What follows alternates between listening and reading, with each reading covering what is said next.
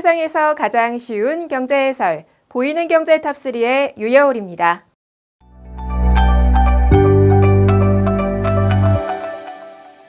출출할 때 식사 대용으로 간편하게 먹을 수 있는 음식으로 라면을 찾는 분들 많은데요. 한국 라면이 해외에서도 인기를 끌며 세계인의 입맛을 사로잡고 있습니다. 관세청 조사에 따르면 올해 11월까지 우리나라 라면의 수출액 규모는 총 4억 2,810만 달러를 기록하면서 이미 지난해 1년간 수출액을 넘어섰고요. 사상 최대 규모를 기록 중이라고 하네요. 지역별로 살펴보면 중국이 전체 수출액의 26%인 1억 1,359만 달러를 차지하며 압도적인 1위를 기록했고요. 다음으로 동남아시아가 전체 수출액의 20%로 2위를 기록했습니다. 동남아 지역에서는 현지 라면과 다른 맛이 특징인 삼양식품의 불닭볶음면이 히트를 쳤는데요. 한류용품처럼 이 지역 젊은이들 사이에서 한국의 매운맛을 즐기는 것이 하나의 유행이 되고 있다고 하네요. 단일 국가로는 중국에 이어 미국이 두 번째로 큰 시장으로 떠오르고 있습니다. 미국에선 원래 현지 동남아인이나 히스패닉계 위주로 라면이 판매되는데요. 최근 농심 신라면 건면처럼 건강을 콘셉트로 한 제품이 나오면서 백인들 사이에서도 큰 인기를 얻고 있습니다. 또 라면 생산의 원조격인 일본에서도 한국 라면의 인기가 이어지고 있는데요. 일본 지역에선 총 3,081만여 달러가 팔리면서 중국, 동남아시아, 미국에 이어 네 번째로 수출이 많은 지역으로 기록됐습니다. K-팝 등의 한류 열풍과 더불어 라면을 비롯한 K-푸드에 대한 해외 관심이 지속되고 있는데요. 한국 특유의 매콤한 맛이 세계인들의 입맛에도 통하는 것 같습니다.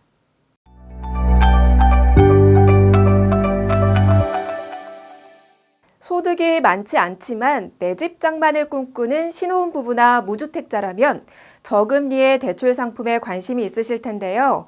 올해 하반기부터 한국주택금융공사의 보금자리론 신청이 급증하고 있다는 소식입니다.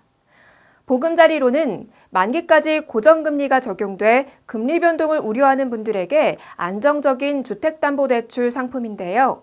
부부 합산 연소득 7천만 원 이하 무주택 또는 1주택자라면 연 2% 초중반대의 비교적 낮은 금리로 대출을 받을 수 있습니다.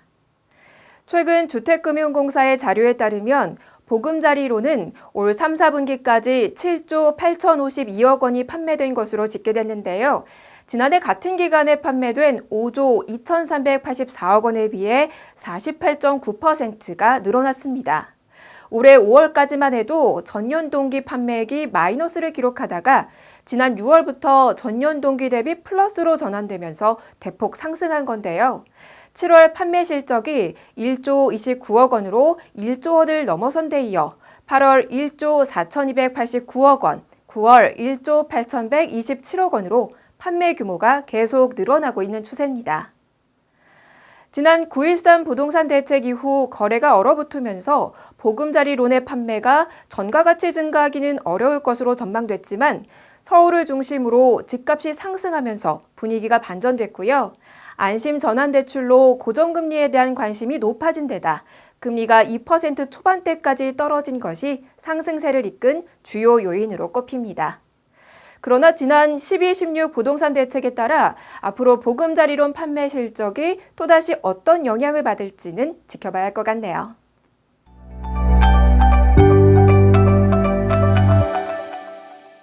그동안 보험업계가 손해율 상승 등을 이유로 자동차 보험료 인상을 꾸준히 주장해 왔는데요.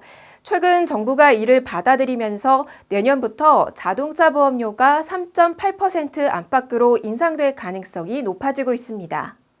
보험업계는 최저 인상률로 5%를 제시했지만 정부가 제도 개선 등에 따른 보험료 인하 효과 등을 감안해 보험료를 결정하라고 요청하면서 보험사에 따라 최저 3.5%에서 최대 3.9% 사이에서 인상폭이 결정될 것으로 보입니다.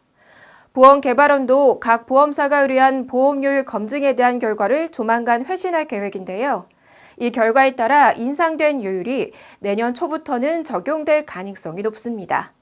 이외 논의되고 있는 자동차 보험 관련 개선 사항으로 음주운전 사고 부담금 인상, 자동차 보험 진료수가 심사 절차 및 기구 신설, 이륜차 보험의 본인 부담금 신설 등이 추진되고 있는데요.